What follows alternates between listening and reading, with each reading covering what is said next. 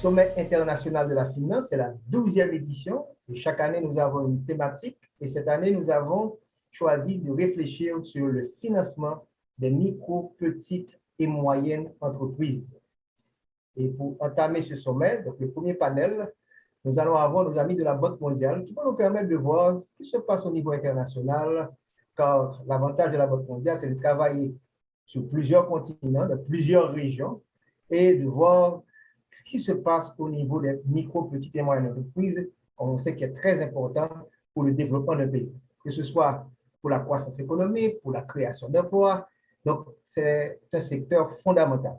Donc, nous avons avec nous deux invités, Madame Anouk Péchevi, qui est économiste associée à la Banque mondiale, et Monsieur Amadou Dem, qui est économiste senior. Donc, ils vont partager avec nous une présentation. Ensuite, on aura une discussion. Et bien sûr, on sera avec vous pour répondre à quelques questions.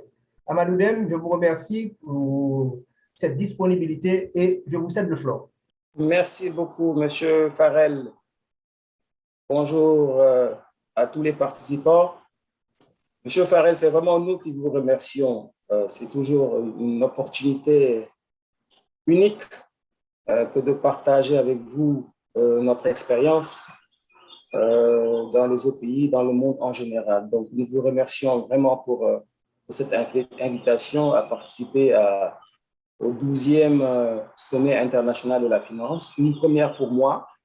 Des collègues ont, dans le passé, participé à ce sommet et nous avons beaucoup d'échos positifs des discussions. C'est une présentation, je dirais, qui reprend quelques faits stylisés à travers le monde et quelques données spécifiques à Haïti. Et nous espérons, encore une fois, qu'elles pourront contribuer d'une certaine mesure, aux réflexions, à ces discussions.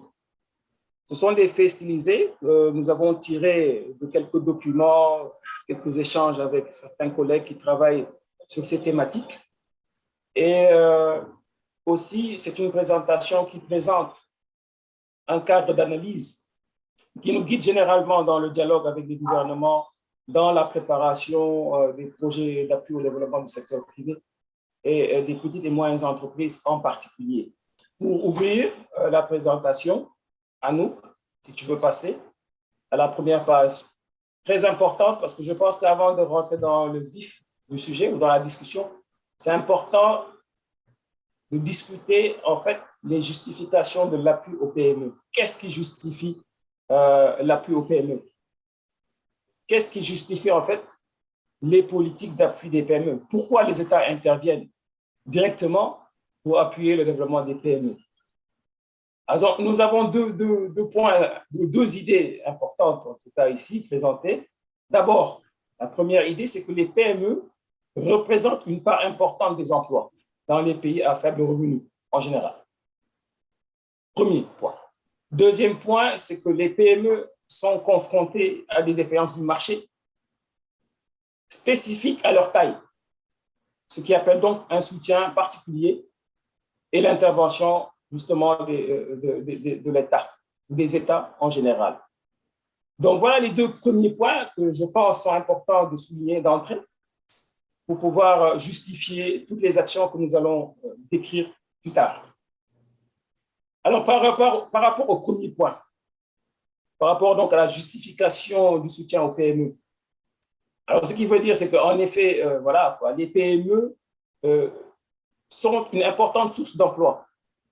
Elles représentent en fait environ 45% des emplois dans les pays à revenus élevés, 50% des emplois dans les pays, disons, émergents et 65% des emplois à faible revenu. Alors vraiment, je tiens à insister sur cette dernière donnée, sur cette dernière statistique, puisque c'est celui qui nous intéresse plus particulièrement ici et dans le cas d'Haïti. Et aussi, c'est ce qui permet de dire que les PME peuvent jouer un rôle essentiel dans la réduction de la pauvreté et l'intégration économique des acteurs, donc à travers les revenus générés bien sûr par les entreprises pour leurs travailleurs et pour l'entrepreneur lui-même.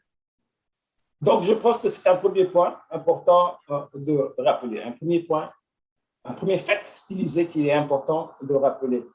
Cependant, il est important de noter aussi que la plupart de ces PME, en particulier, je dirais les PME les plus anciennes, ne se développent pas, en tout cas pas rapidement.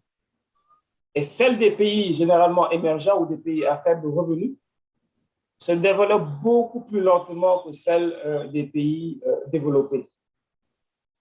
Ça ne nous surprend pas, vu justement ce qu'on pourra discuter par la suite. Donc, l'état de développement de l'écosystème. Alors, c'est un premier aspect assez important sur lequel je pense qu'il faut mettre l'accent.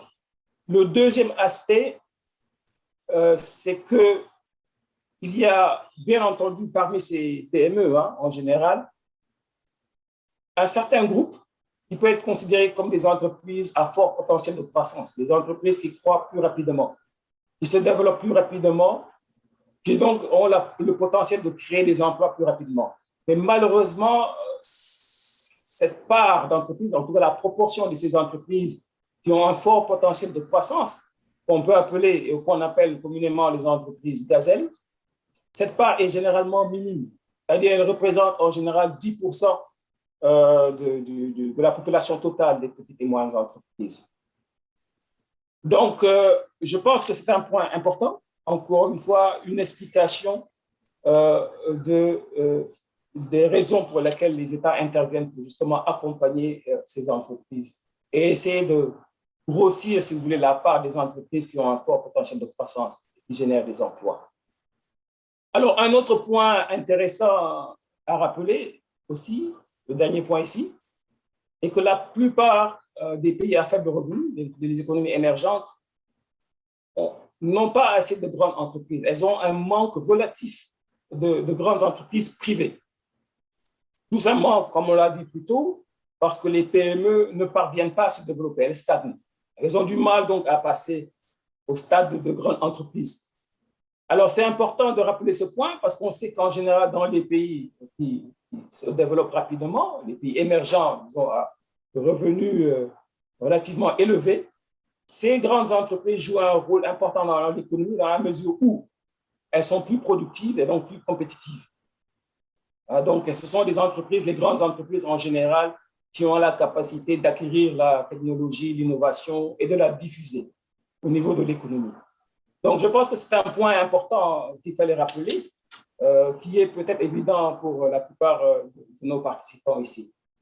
Alors maintenant, pour revenir sur la différence du marché et la faible productivité de ces entreprises, qui était donc le deuxième point qui justifiait les interventions de l'État, c'est que d'abord, comme souligné donc, dans la page précédente, la base de petites et moyennes entreprises existantes dans les pays à faible revenu, elle peut fournir un stock d'emplois. Mais il s'agit généralement d'entreprises, encore une fois, à faible productivité à cause de grande partie des défaillances du marché, des défaillances des marchés en général. Tout simplement de dire que les marchés ne fonctionnent pas de manière optimale.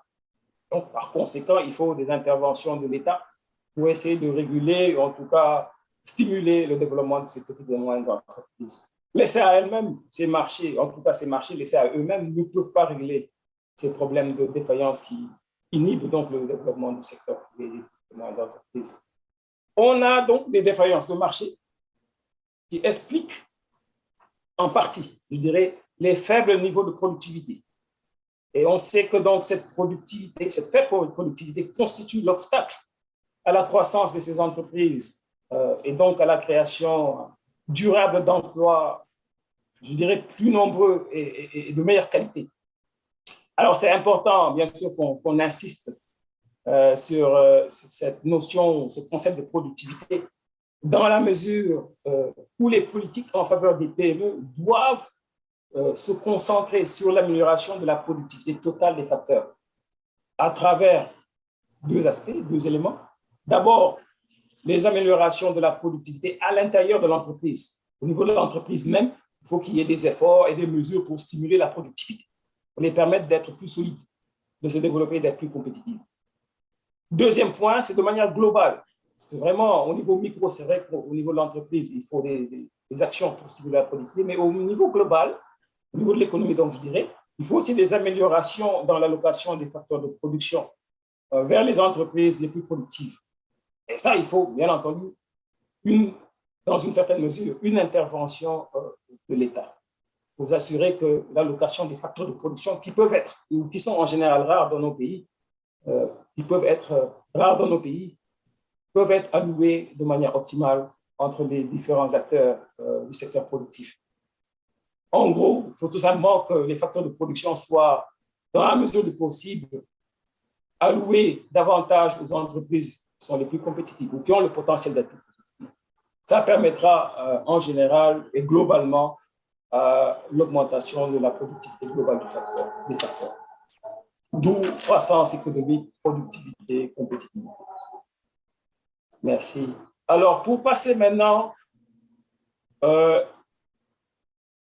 sur les contraintes qui expliquent cette faible productivité, sur lesquelles j'ai voulu m'attarder un peu. Cette faible productivité et la faible performance des petites et moyennes entreprises.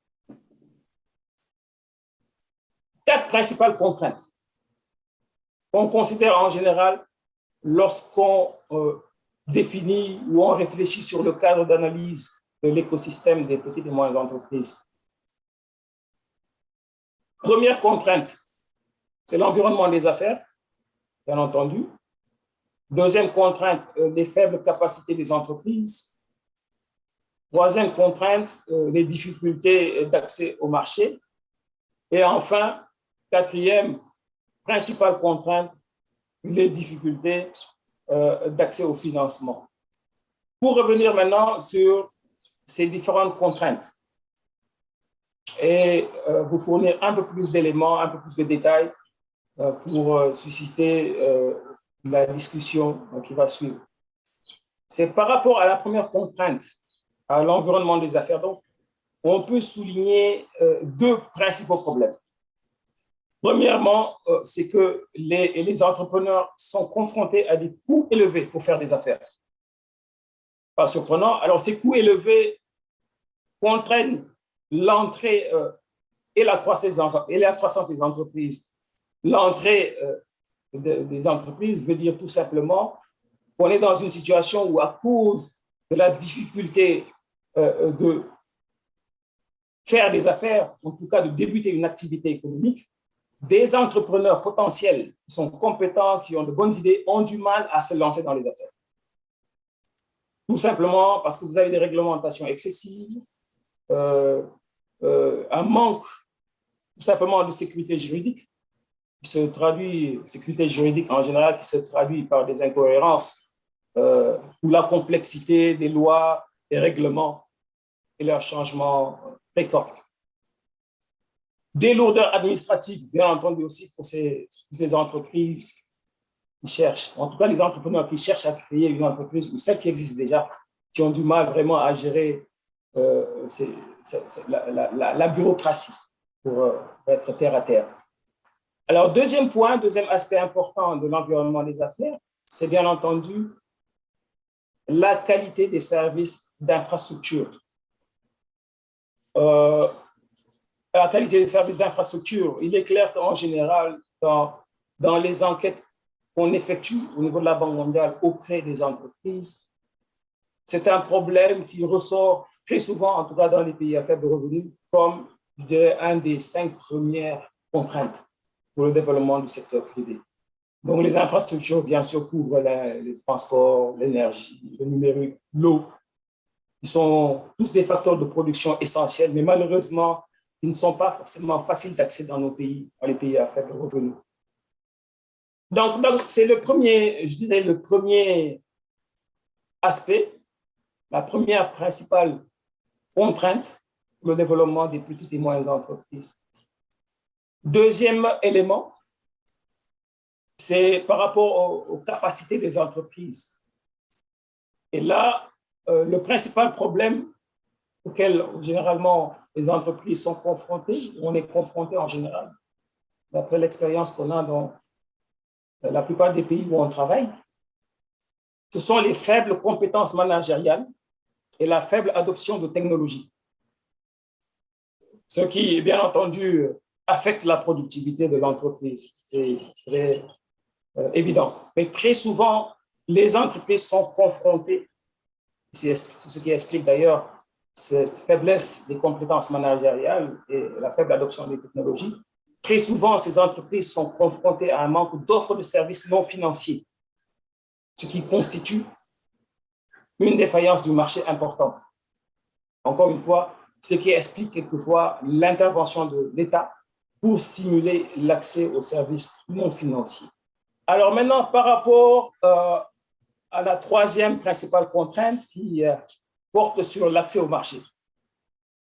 Alors ici, le problème est qu'une entreprise, même avec un produit ou un service acceptable, s'il n'a pas de débouché, elle ne peut bien entendu pas se développer, elle ne peut pas croître, elle ne peut pas bénéficier d'économies d'échelle.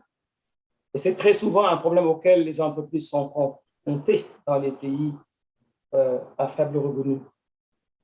Donc, au niveau, je dirais, au niveau de l'écosystème, il y a souvent aussi un manque d'institutions et de services essentiels, de structures d'appui, disons, aux exportations, justement, qui peuvent en général aider à accéder au marché extérieur. Aussi un manque de structures de certification, de qualité, de standards, de métrologie, qui sont nécessaires en fait pour pouvoir certifier la qualité des produits ou des services, ce qui est indispensable pour accéder au marché, en tout cas au marché exigeant à l'export. Donc, c'était par rapport aux accès, à l'accès au marché. L'accès au financement, quatrième principale contrainte, et je dirais dernière contrainte principale auquel les entreprises sont généralement confrontées dans les pays à faible revenu. L'accès au financement, encore une fois, une des 5 premières contraintes en général qui est relevée dans les enquêtes auprès des entreprises que la Banque mondiale conduit dans la plupart des pays où nous travaillons. Donc, par rapport à cette question, à ce problème de l'accès au financement, alors c'est un problème vraiment, encore une fois, que l'on retrouve très souvent. Hein. Et nous sommes confrontés ici à des difficultés et à des défis, aussi bien au niveau de l'offre de financement que de la demande. Donc, au niveau de l'offre, bien sûr, les banques, hein, je pense qu'on comprend ce comportement, les banques ont une aversion au risque dans les environnements qui sont généralement caractérisés par le manque d'informations fiables sur les entreprises. Il n'y a pas de système d'information sur le crédit, par exemple, fiable. On a aussi, bien sûr, du côté des entreprises, mauvaise qualité des états financiers et surtout, problème qu'on retrouve très souvent, c'est le manque de garantie, de sûreté. Donc, je dirais, ça rentre dans les détails parce qu'à nous, dans sa présentation, reviendra sur certains de ces aspects. Mais tout simplement pour expliquer que c'est un problème, je trouve, non seulement au niveau de l'offre, mais aussi au niveau de la demande. Au niveau de la demande, simplement pour dire que les entreprises elles-mêmes, quelquefois, n'ont pas les capacités de préparer des dossiers bancables acceptables pour les banques. Et je conclurai cette partie sur l'accès au financement pour dire que le système financier aussi, quand même, est défaillant. C'est-à-dire, vous n'avez pas de structures d'investissement, en général dans les pays à faible revenu, de structures d'investissement spécialisées, telles que les fonds de capital risque ou d'amorçage. Et ce sont des fonds, généralement, qui contribuent beaucoup au développement de l'accès au financement dans les pays émergents et bien sûr dans les pays développés. Donc, malheureusement, dans le pays, nous n'avons pas assez de fonds d'investissement spécialisés qui ont l'expérience de travailler avec les petites et moyennes entreprises. Donc, pour boucler cette partie de la présentation, peut-être juste mentionner une contrainte que je considère comme transversale, qui est donc le dispositif institutionnel. Le dispositif institutionnel qui permet tout simplement à l'État et à l'ensemble des parties prenantes, secteur privé en particulier, à identifier vraiment au niveau de toutes ces contraintes les réformes appropriées à mettre en œuvre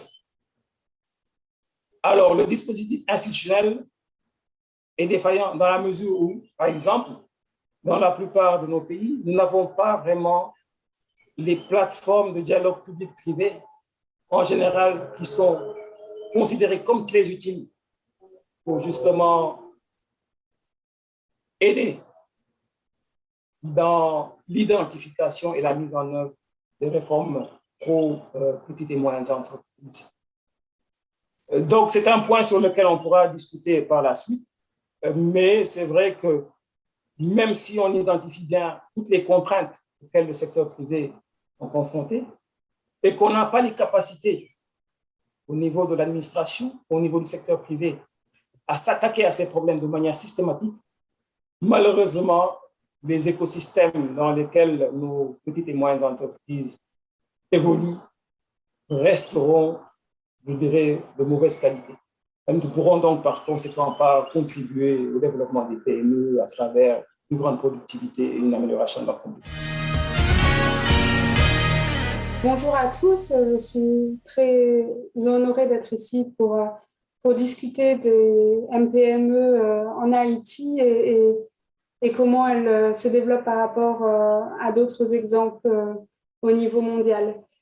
Donc, comme l'a dit Amadou, c'est vrai que le secteur privé est le principal pourvoyeur d'emplois, donc une croissance du secteur privé est essentielle pour la création d'emplois. Notamment l'emploi de qualité. L'emploi salarié à Haïti représente environ un emploi sur 5 et peut offrir de meilleures perspectives aux jeunes grâce à une entrée sur le marché du travail, mais aussi l'acquisition d'expériences professionnelles. Et le marché de l'emploi en Haïti est à peu près similaire que dans d'autres pays qui font face à des défis en termes de fragilité. Mais ce qu'on remarque en particulier, c'est que les entreprises haïtiennes sont relativement jeunes. La moitié des entreprises formelles ont moins de 6 ans, par exemple.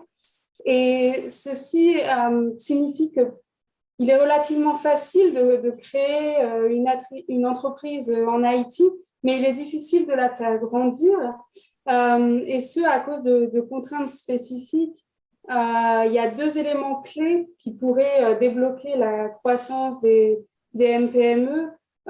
D'une part, les compétences entrepreneuriales, c'est-à-dire la capacité à accéder au marché, comme Amadou en a parlé, avoir des états financiers, mais aussi la capacité de s'adapter aux chocs, et on y reviendra.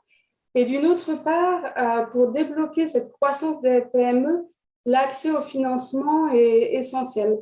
Et ce qu'on observe, par exemple, à Port-au-Prince, c'est qu'en 2019, 78% des entreprises formelles sont contraintes en termes de crédit, ce qui est un niveau bien plus élevé que dans les capitales d'autres pays qui font face aux mêmes soucis de fragilité. Et ce que je mentionnais, c'est qu'un des facteurs clés de succès pour la croissance des PME, c'est la capacité de celle-ci à s'adapter à des circonstances qui changent rapidement. Et ça, ce n'est pas seulement propre à Haïti. Chaque année, les entreprises dans le monde entier sont confrontées à des événements dangereux, qu'ils soient naturels ou biologiques, comme avec le Covid. Par exemple, en 2015, KPMG a fait une enquête qui révélait que les perturbations ont entraîné des pertes de moins $100 000 pour 39% des entreprises interrogées, ce qui est assez élevé. Et donc, il est important pour les entrepreneurs d'avoir cette capacité d'adaptation, d'autant plus en Haïti où le secteur privé a été frappé par un triple choc. Récemment, la pandémie de la Covid, avec près de la moitié des entreprises formelles, 46%, qui opèrent dans des secteurs vulnérables, soit parce qu'il fallait une interaction en face à face, soit parce que des modes de consommation ont changé.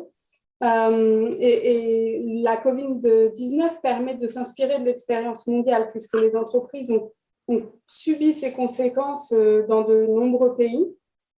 Un autre choc, c'est celui de la fragilité socio-politique. qui a conduit à plusieurs épisodes qui ont, par exemple, créé des disruptions dans les chaînes d'approvisionnement.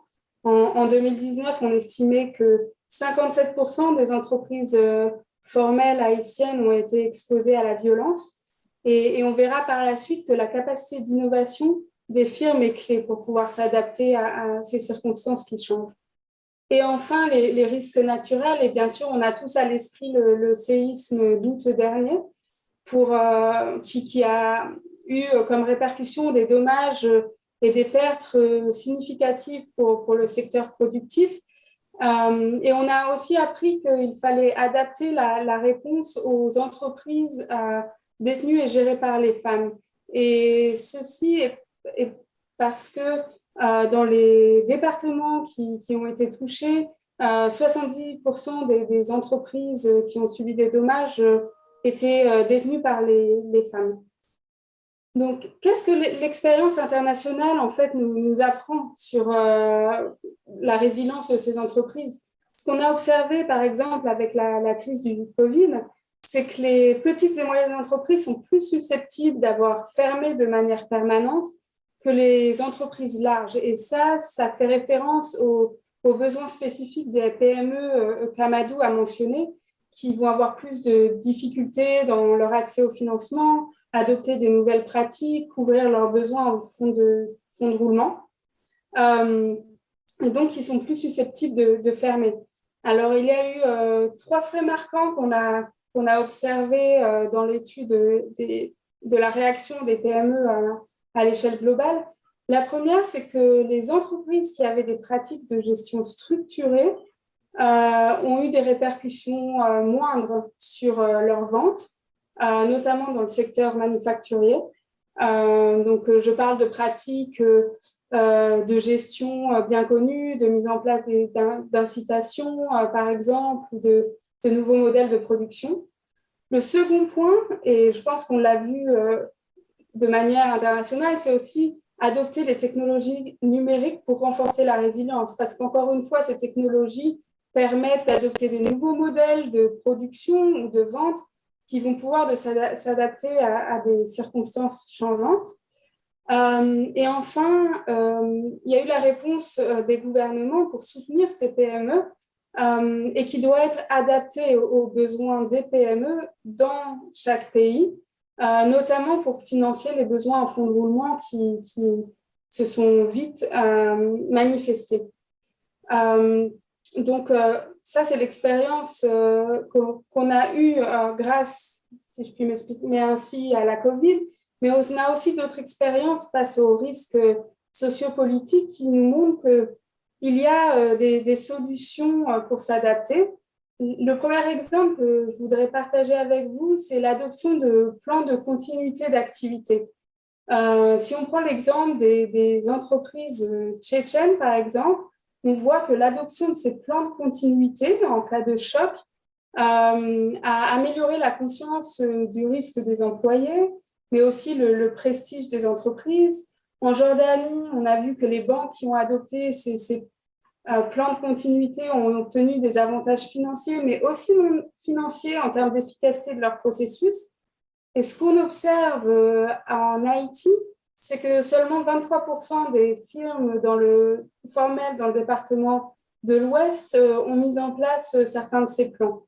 Donc, c'est un exemple. Un autre exemple vient du Nigeria, où on observe qu'en fait, les petites firmes et les grandes firmes vont réagir différemment à ces chocs et que les petites firmes vont avoir davantage tendance à investir dans la sécurité, alors que les grandes firmes vont se tourner vers l'innovation, c'est-à-dire adapter leur processus de production. Et donc, ça pose la question de comment pouvons-nous soutenir les innovations des petites firmes pour aussi s'adapter. Et encore une fois, pour cela, et la capacité managériale et l'accès au financement sont essentiels.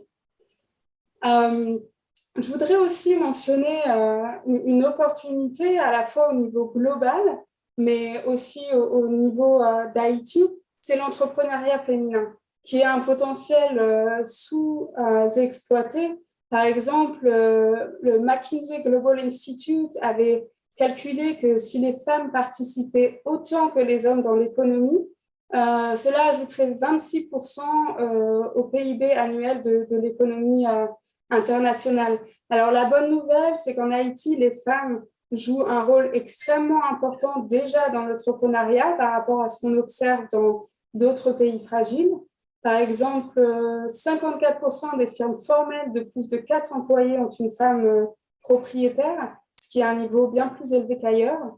Par contre, on observe également que les entreprises qui appartiennent à des femmes sont un peu moins productives que celles appartenant à des hommes et peuvent avoir des contraintes plus élevées, que ce soit les contraintes de gestion des différentes priorités des femmes, mais aussi dans l'accès au financement, un financement plus difficile. Alors, quand on fait ce constat, on réalise qu'il faut un soutien adapté en fait au genre. Et l'expérience internationale, encore une fois, nous apprend beaucoup à ce sujet. Par exemple, la formation aux compétences socio-émotionnelles peuvent améliorer les performances commerciales des entreprises. Donc, ce qu'on entend par là, c'est vraiment des formations qui mettent l'accent sur l'estime de soi et l'esprit d'entreprise. C'est un développement qu'on a observé en Éthiopie, par exemple. Un autre phénomène qu'on observe, c'est que les femmes vont être davantage entrepreneurs dans des secteurs dominés par les femmes et qui peuvent être moins rentables que ces secteurs dominés par les hommes, et que si elles ont l'information sur cette rentabilité, elles vont être plus à même d'entreprendre dans ces secteurs à forte productivité. Donc, encore une fois, l'accès à l'information est primordial. Et je voudrais mentionner un troisième point à ce sujet qui provient d'une expérience en Indonésie, où on voit que le fait d'avoir des modèles, des mentors dans l'entrepreneuriat peut également influencer le comportement des femmes, et d'autant plus si ces mentors sont masculins et qu'elles peuvent appliquer des pratiques commerciales qui ont réussi ailleurs. Donc, je pense que c'est un élément très important car les contraintes sont différentes selon les genres. Et donc, pour réaliser tout ce potentiel, et je pense qu'on revient au sujet clé de ce sommet, c'est l'accès au financement pour la croissance des PME. C'est le dernier point que j'aborderai ici. On observe encore une fois que les firmes haïtiennes sont davantage contraintes qu'au sein d'autres pays fragiles, avec 78% des firmes à Port-au-Prince qui font face à des soucis dans l'accès au crédit et qui donc ne vont pas pouvoir investir pour adapter leurs pratiques commerciales. Alors qu'il y a un financement qui est nécessaire pour saisir les opportunités qui existent pour le secteur privé en Haïti, qu'on a observé par le passé. Je pense notamment à un positionnement stratégique dans le secteur de l'habillement, pour lequel les exportations étaient en croissance avant les chocs que j'ai mentionnés. Il y a aussi un deuxième point qui est le taux d'urbanisation rapide dans les villes secondaires. Et qu'est-ce que ça signifie? Ça signifie des opportunités pour les entreprises d'opérer à plus grande échelle et donc des investissements qui vont être d'autant plus rentables. Je pense par exemple à l'accès à l'énergie solaire. Et un troisième point qui a été clé vraiment dans la réponse à la crise de la Covid, c'est le numérique. Et ça se reflète aussi dans l'accès au financement. Donc, avec 60% des Haïtiens qui ont un téléphone portable, les services financiers numériques ont un rôle clé à jouer dans cet accès au financement pour développer les opportunités qui existent. Je ne vais pas m'attarder plus que ça sur ces sujets parce que je pense que le sommet les abordera de manière plus approfondie et plus technique. Mais j'espère que ça vous a donné un bon aperçu des opportunités et de l'expérience internationale dont on peut s'inspirer ici. Merci à tous. On a voulu avoir le premier panel sur ce sujet, l'expérience internationale. Et là, ma première question, ce serait pour Amadou, qui a présenté des chiffres, particulièrement dans les pays à faible revenu, lorsqu'on parle de 65% des pays à faible revenu et comme source d'emploi au niveau des PME. Mais le problème, Amadou, c'est que la lutte contre la pauvreté devait être l'élément final. Donc, est-ce que ces PME n'arrivent pas à créer des emplois rémunérateurs avec des salaires assez élevés pour sortir de la pauvreté? Parce que c'est ça la finalité pour nous. Oui, justement, et je pense que, encore une fois, le maître mot ici, c'est la productivité. Si ces entreprises sont accompagnées par les mesures appropriées, les mesures qui permettent justement de renforcer leur productivité afin de leur permettre d'être plus compétitives, bien entendu, elles arriveront à se développer, à accéder à des marchés, à vendre plus de produits, à grossir leur chiffre d'affaires. Et c'est à travers, bien entendu, cet accroissement du chiffre d'affaires, de la performance de ces entreprises, qu'elles arriveront à recruter davantage de travailleurs, d'employés qui seront rémunérés. Maintenant, bien entendu, plus cette entreprise devient compétitive, plus elle sera obligée d'acquérir la technologie appropriée pour répondre à une demande encore plus grande. Ce qui veut dire tout simplement qu'elle lui faudra recruter des employés mieux formés. Il y a des problèmes, bien sûr, au niveau de la formation, mais en tout cas, elle pourra se permettre d'employer des travailleurs qui sont mieux formés, mieux diplômés et par conséquent mieux payés. Donc ça, c'est vraiment au niveau de l'entreprise. Et bien entendu, cet effort doit être un effort conjoint entre l'entreprise et aussi le reste de l'écosystème, c'est-à-dire les structures qui sont chargées de former justement ces employés ou ces travailleurs de manière à pouvoir répondre aux demandes plus exigeantes, je dirais, des entreprises qui sont devenues plus productives. Donc, elles jouent un rôle important dans la réduction de la pauvreté, dans la mesure où elles recrutent des emplois, des travailleurs, qu'elles rémunèrent en fonction de la qualité du travail qu'elles offrent à leurs employeurs. Donc, rôle important, 65%, encore une fois, 65% des PME dans les pays à revenus intermédiaires, je pense que c'est un fait stylisé quand même assez marquant. Et tout simplement qui reflète aussi l'incapacité de ces entreprises à passer de l'autre côté, c'est-à-dire à devenir plus grandes et plus performantes. Amadou, on sait bien que la productivité, c'est un élément clé pour favoriser la croissance, comme vous l'avez expliqué, mais pour les non-initiés, et en économie en particulier, lorsqu'on parle de productivité, ça veut dire quoi? Productivité, Gessner, merci beaucoup.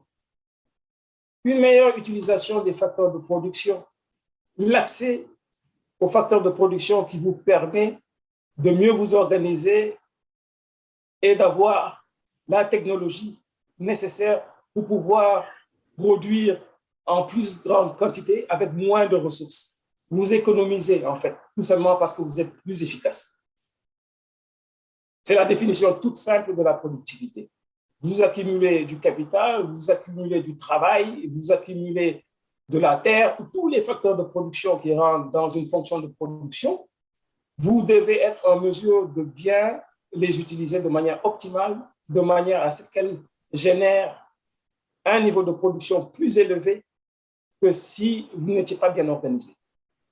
Bon, maintenant, il y a des facteurs, je dirais, considérés comme intangibles, en tout cas des facteurs qui ne rentrent pas directement dans la fonction de production, mais qui affectent l'environnement dans lequel l'entreprise évolue.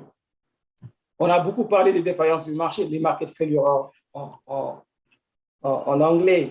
Ce sont des externalités quelquefois négatives qui affectent la performance des entreprises. Donc, ça veut dire même si une entreprise est bien organisée, elle utilise bien sa fonction de production, ses ressources, ses facteurs de production sont bien utilisés, elle peut ne pas être aussi compétitive et productive que sa concurrente dans le pays voisin à revenus comparables. Tout simplement parce que l'environnement dans lequel cette entreprise évolue est tout simplement moins propice, moins favorable au développement de l'entreprise. Donc, c'est un tout. Et c'est ce qui fait la complexité des programmes de développement des petites et moyennes entreprises. Un très bon point. Maintenant, le problème d'informalité. Et comme à nous qu'on a parlé des entreprises haïtiennes, on sait bien que la plupart de ces entreprises sont informelles. Elles ne paient pas d'impôts, elles ne paient pas la patente, et qui fait que la pression fiscale est extrêmement faible. Ça pose problème pour obtenir un support. Donc, ce cercle vicieux, comment briser pour créer une certaine confiance pour que ces petites entreprises puissent payer et que l'État également puisse apporter un soutien. Donc, qu'est-ce que dans votre expérience internationale, qu'est-ce que nous, en Haïti, qu'on devrait inculquer à ces entrepreneurs informels pour qu'ils puissent se retrouver à l'intérieur du système et qu'il y ait vraiment créé un cercle vertueux?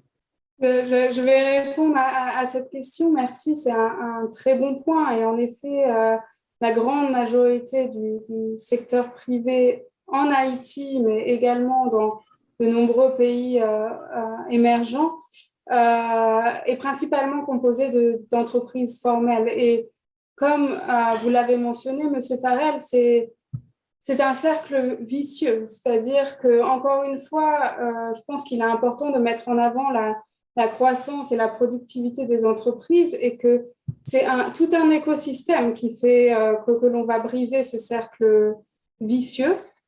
Donc, si je me réfère aux 5 contraintes dont a parlé Amadou, il est important que, d'une part, les entreprises voient la valeur ajoutée en fait de se formaliser et ceci passe par certains services publics, certaines activités qu'elles vont pouvoir étendre. Je pense par exemple à l'exportation par des canaux qui vont être formels et vont nécessiter d'être une entreprise formelle. Et à la fois, il faut que ces entreprises puissent suivre tout le chemin qu'il faut faire pour se formaliser. Donc, à la fois que ce chemin soit facile, et ce chemin va être d'autant plus facile relativement pour une entreprise qui va aussi avoir la capacité de le faire et qui va être d'autant plus productive. Donc, c'est vraiment ces deux aspects, à la fois l'entreprise qui va voir les bénéfices et qui va être capable de suivre ce chemin vers la formalisation. Et en effet, ça peut engendrer à l'inverse un cercle vertueux par lequel, quand les entreprises se formalisent, elles vont bien sûr fournir plus de taxes, elles vont, et l'État sera plus à même de fournir des services publics de qualité, ce qui engendre un cercle vertueux. En fait, vous avez attiré notre attention particulièrement sur Haïti, les nombreux chocs que nous avons subis, qu'ils soient des chocs naturels, des cyclones, des ouragans, des tremblements de terre et des chocs politiques. Donc, en ce sens, les petites et moyennes entreprises haïtiennes ont connu des situations extrêmement difficiles. Donc, est-ce qu'on ne devrait pas lier la fiscalité aux PME? Parce qu'on a vu dans les pays les plus avancés comment, que ce soit aux États-Unis ou en Europe, les supports que les entreprises petites et moyennes ont obtenus du gouvernement ayant un espace fiscal beaucoup plus important et qui ont pu quand même passer la crise. Tandis que dans les pays comme Haïti, les pays les moins avancés, n'ayant pas un espace fiscal, une faible pression fiscale, pardon, donc ces pays n'ont pas obtenu ces soutiens. Donc, comment lier la macro à la micro et pour qu'on puisse apprendre de tout ce qui vient de se passer, car je ne sais pas si au niveau des bailleurs internationaux, les multilatérales que vous êtes, comment vous allez supporter si le gouvernement ne peut pas le faire pour qu'il y ait une survie, car on sait bien que ces petites et moyennes entreprises, ces chocs, c'est mortel, je pourrais dire. Qu'est-ce qu'on peut faire? C'est vrai que de nombreux gouvernements sont intervenus parce que finalement, la survie des entreprises permet aussi de ne pas perdre tout ce capital, cette connaissance qu'elles ont accumulée et donc de faire en sorte que la croissance soit peut-être plus facile à relancer si les entreprises ne ferment pas de manière permanente. Ce qu'on a observé au niveau mondial, c'est qu'il y a eu tout un spectre dans le soutien que les gouvernements ont fourni au secteur privé en fonction des politiques choisies, en fonction des besoins spécifiques au secteur privé dans leur pays. Certains ont été plus exposés, je pense aux pays qui ont un fort secteur touristique. D'autres ont pu bénéficier du prix plus élevé de certaines matières premières. Donc, c'est important que la réponse soit adaptée. C'est vrai qu'il y a des pays qui ont des ressources fiscales moindres pour pouvoir soutenir, mais c'est là où les leçons sont si importantes parce que même dans ce contexte, il y a des leçons à apprendre, à la fois comment réagir de manière efficace pour les gouvernements. Par exemple, je pense à certains instruments financiers qui vont être plus rapides à mettre en place que d'autres, mais aussi au niveau des entreprises. Et je reviens aux deux exemples que j'ai cités, qui est à la fois la capacité d'innovation des entreprises, qui a un objectif peut-être plus de moyen terme que au moment du choc, vers lequel il est important de progresser, mais aussi ces plans de continuité d'activité qui, eux, sont des instruments pour réagir au moment du choc, pour s'assurer que l'activité continue autant que possible, pour aller vers cette survie des entreprises qui va permettre ensuite de repartir après le choc peut-être plus facilement. Donc, il faudrait penser, et comme vous avez cité ce terme, un plan de continuité d'activité et qui doit être financé par le secteur public au niveau du budget national, car on sait bien, les désastres naturels, c'est récurrent dans un pays comme Haïti, particulièrement les cyclones, les ouragans, la saison cyclonique est assez longue et dans des zones défavorisées comme le Grand Sud, où il y a vraiment une fréquence au niveau de ces désastres naturels. Donc, il faudrait penser et faire tout un plaidoyer pour qu'il y ait un financement public et pour ce plan de continuité d'activité. Vous avez attiré notre attention. Vas-y. Monsieur Kessler, non, c'est un point très important que vous avez souligné et très complexe, je dirais. La fiscalité d'entreprise, le secteur informel, ce sont bien entendu deux thématiques qui sont très complexes et qui méritent beaucoup de réflexion, sur lesquelles, je dirais, on n'a pas beaucoup de recherches, tout simplement, parce que les données statistiques ne permettent peut-être pas de faire ces recherches empiriques qui vont peut-être permettre de tirer les bonnes politiques, en tout cas de fournir les bonnes politiques. On a des États qui ont des contraintes budgétaires. Surtout en période Covid, on sait qu'il est très difficile pour les États d'accompagner l'ensemble des acteurs du secteur productif. L'État obligatoirement est obligé de cibler les entreprises qui sont déjà formelles, qui ont beaucoup plus la possibilité de créer des emplois et de payer des impôts. Ça, c'est forcément, je pense que ça va être la priorité première d'un État, sous contrainte budgétaire.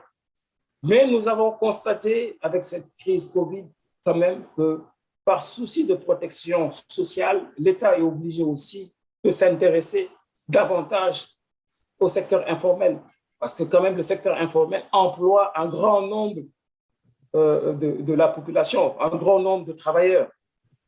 Comment les formaliser? C'est une question qu'on essaie de regarder, d'analyser, mais il leur faut les incitations. Il leur faut les incitations justement adéquates pour se formaliser. Alors, avec la crise Covid, on a développé dans plusieurs pays des programmes qui intègrent cet appui que vous mentionnez, l'appui au secteur informel. Nous ne savons pas exactement encore quelles sont les leçons qui vont être tirées de ce type d'appui. Parce que très souvent, on se rend compte que même si on octroie des subventions, entre guillemets, au secteur informel pour se formaliser, elles sont encore quand même assez réticentes. Bon, c'est une question et une discussion, je pense, qui pourra certainement être poursuivie pour le sommet. Mais c'est une question très intéressante. Merci beaucoup. Merci bien. Et alors, tu as parlé également de l'entrepreneuriat féminin en Haïti, qui est très important. Et on sait que, et j'essaie de faire la liaison entre la pauvreté et les petites et moyennes entreprises, dans le cas des pays à faible revenu, on a plus de 59% après tous ces chocs que nous avons subis récemment, quand ça fait 3 années consécutives de contraction de l'économie, et plus de 59% de personnes en situation de pauvreté. Et lorsqu'on parle de pauvreté en Haïti, on dit que ça a un visage malheureusement féminin et également infantile. Donc, si on veut trouver une personne pauvre en Haïti sans grande difficulté, c'est très facile de prendre une femme ou encore de prendre un enfant. Donc, comment peut-on renforcer l'entrepreneuriat féminin, et surtout les femmes sont très proches des enfants, pour réduire réellement la pauvreté? Quand ce n'est pas avoir des entreprises pour des entreprises, la finalité, je répète, c'est pour réduire la pauvreté, l'extrême pauvreté et la misère. Donc, qu'est-ce qu'on pourrait recommander pour que nous puissions vraiment, que l'entrepreneuriat féminin soit vraiment fonctionnel et que l'on puisse obtenir des résultats vraiment probants? C'est une question très, très importante en effet, et c'est vrai que les femmes ont tendance à opérer ou à être entrepreneurs dans des secteurs qui ont été particulièrement touchés. Je pense au commerce, à la fois par le séisme, mais aussi par le choc de la pandémie, par exemple. Je pense que lorsqu'on intervient, il est très important déjà d'être conscient de comment adapter les moyens d'intervention aux contraintes auxquelles peuvent faire face les femmes. Pardon. Et j'ai un exemple tout simple en tête. Lorsqu'on déploie des services de soutien aux entreprises, comme l'a mentionné Amadou dans sa présentation, ou des formations, il est important d'être conscient des contraintes auxquelles vont faire face les femmes. Donc, par exemple, si elles ont des enfants en bas âge à garder, elles ne vont pas forcément pouvoir se libérer. Parfois, dans certains pays, l'accès aux outils numériques n'est pas les mêmes pour les femmes et pour les hommes. Donc, elles n'ont pas forcément la capacité de suivre, par exemple, des formations par outils numériques. C'est un exemple simple. Donc, je pense qu'il s'agit surtout de faire la recherche nécessaire pour comprendre les contraintes qui sont propres à leur situation et adapter la réponse. Et ne pas penser que toutes les solutions peuvent s'appliquer de manière générale à toutes les circonstances. J'ai mis là sur le screen un travail qui a été réalisé par ce qu'on appelle le pacte de la compétitivité, Michael Porter, de Harvard Business School, et qui a fait un travail spécifiquement pour Haïti en 2016, le fameux losange, et qui répond à tout ce qu'on dit là, et surtout dans la présentation d'Amadou, l'environnement des affaires, la demande locale qui est faible et une demande extérieure qui n'arrive pas à satisfaire, et les facteurs de production, à savoir, oui, on peut avoir la main-d'œuvre, mais si elle n'est pas qualifiée, on ne peut pas être compétitif, et tout ce qu'il y a comme technologie. Donc, lorsqu'on parle des micro, petites et moyennes entreprises, et vous avez dit dans votre présentation qu'il y a un problème également de manque de grandes entreprises. Mais il manque ce qu'on appelle la chaîne de valeur, les différents maillons qui ne sont pas connectés. Donc, ce n'est pas simplement avoir des entreprises, mais les liens de linkages. Donc, c'est fondamental. Est-ce qu'on a vu tout ça également que, oui, on doit encourager les entreprises, mais il faut qu'il y ait des liens beaucoup plus étroits dans des pôles et dans des clusters, comme on dit en anglais, pour qu'on puisse avoir réellement, c'est comme une équipe de football, tout est lié pour qu'on puisse avoir un produit de qualité, un service de qualité et dégager de la valeur ajoutée extrêmement intéressante.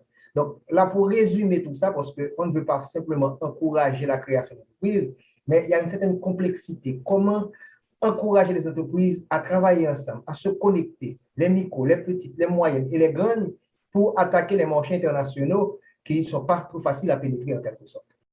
Merci beaucoup, Kessner. Merci pour la remarque et merci pour ce diagramme qui est très intéressant, bien sûr, du professeur Porter, qui, je pense, des éléments qui se retrouvent, bien sûr, dans le cas d'analyse que nous avons présenté. Il y a un point que vous avez présenté se retrouve dans ce diagramme. Oui, exactement. Donc, on se retrouve. Ça résume votre présentation. Voilà, mais tout simplement pour dire que, comme c'est écrit tout en bas, many things matters for competitiveness. C'est un sujet très complexe où plusieurs éléments, plusieurs facteurs doivent être pris en compte et organisés de manière synchronisée pour pouvoir vraiment avoir de l'impact. C'est ça le gros défi, parce que si on n'a pas, encore une fois, le dispositif institutionnel pour pouvoir réfléchir de manière stratégique sur les programmes appropriés qui s'attaquent aux contraintes les plus, je dirais, les plus binding, les plus importantes, il est très difficile d'avoir, en tout cas, d'atteindre l'efficacité nécessaire. Maintenant, par rapport à votre point sur la nécessité de mettre ensemble les entreprises, c'est très important, bien entendu. Et c'est ça qui explique que dans plusieurs pays émergents maintenant à revenus élevés, on a des clusters, et d'ailleurs, le professeur Porter a beaucoup travaillé sur les clusters. C'est le développement des clusters et donc des chaînes de valeur qui peuvent contribuer de manière significative à la promotion de la productivité et donc la compétitivité. Et donc, malheureusement, dans nos pays à faible revenu, nous n'avons pas systématiquement ces organisations de clusters. Et les chaînes de valeur, comme vous l'avez dit, ne fonctionnent pas. Les maillons manquants de ces chaînes de valeur ne sont pas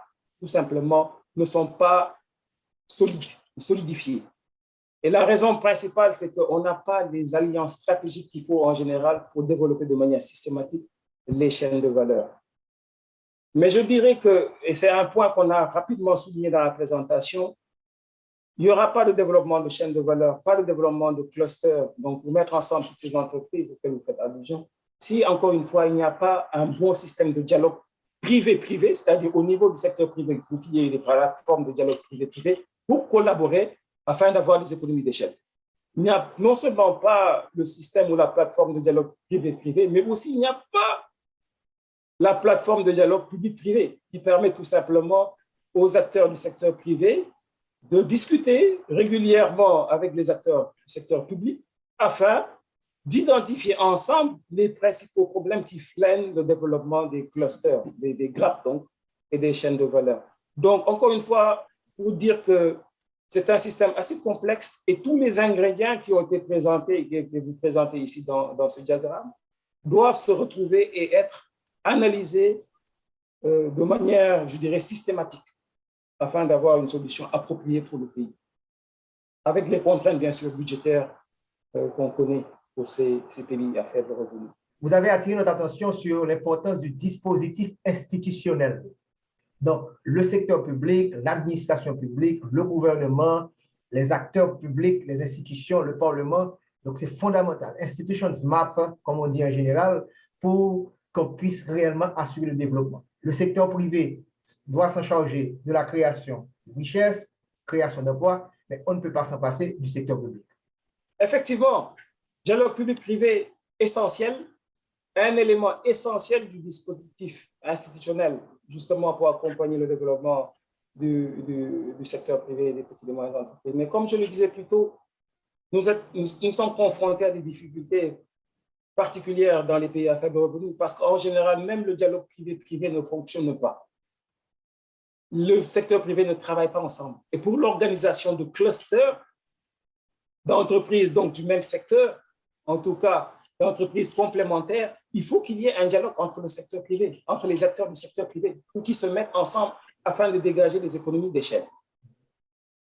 Le secteur public aussi, de son côté, même si quelquefois ils ont les outils pour pouvoir identifier les principales contraintes auxquelles le climat des affaires est confronté, ils n'ont pas forcément les outils pour justement engager le dialogue avec le secteur privé, non seulement pour identifier les réformes, les confirmer et les mettre en œuvre. Les mettre en œuvre et assurer le suivi et l'évaluation de ces réformes. Parce que très souvent, on a un dialogue latent, je dirais, même si les réformes sont identifiées, elles ne sont pas forcément mises en œuvre. Lorsqu'elles sont mises en œuvre, elles ne sont pas exactement ou correctement mises en œuvre. Tout simplement parce qu'il n'y a pas de dispositif qui permet de suivre et d'évaluer la mise en œuvre de ces réformes. Donc, Kessner, je suis d'accord, nous sommes vraiment d'accord avec vous que c'est un élément important. Et peut-être juste pour dire que dans le cadre d'Haïti, c'est qu'il y a des efforts au niveau du gouvernement, il y a eu des efforts, en tout cas pour initier ce dialogue ou renforcer ce dialogue avec, par exemple, le groupe de travail sur le climat des affaires ou les différentes tables sectorielles. Ce sont des mesures ou des outils qui sont indispensables pour améliorer le climat des affaires. Et on sait tout simplement que ces outils, bien entendu, auront plus d'impact avec une plus grande implication du secteur privé. Secteur privé qui connaît bien leurs difficultés et qui peut, bien entendu, mieux contribuer à l'élaboration de réformes pour l'amélioration du climat des affaires. Ma dernière question sera pour Anouk, et elle a avancé une statistique qui nous a frappé, à savoir la jeunesse des entreprises, moins de 6 ans.